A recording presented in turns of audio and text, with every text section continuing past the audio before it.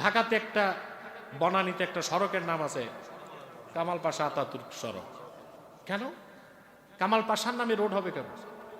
মুসলমানের সড়ক হবে শাহ ওলিউল্লাহ মুহাদ্দিস দেহলভির নামে, শাহ আব্দুল আজিজের নামে, সৈয়দ আহমদ বেরেলির নামে, কারামত আলী জনপুরীর নামে, মাহমুদুল হাসান দেওবন্দির নামে, হোসেন আহমদ মাদানির নামে। ঠিক কিনা বলে? নাম দিয়ে রাখছে কামাল পাশা আতাতুর্ক। এটা ছিল ইংরেজদের, ওর মা ছিল ইহুদি।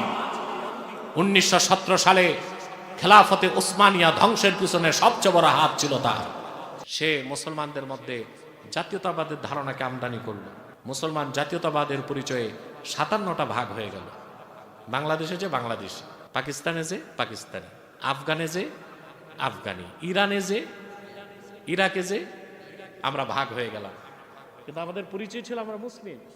এই একটা পরিচয় যদি আমরা রাষ্ট্র গঠন করতে পারতাম, 57টি মুসলিম রাষ্ট্রের ঐক্য হতো ইস্পাতের মতো কঠিন।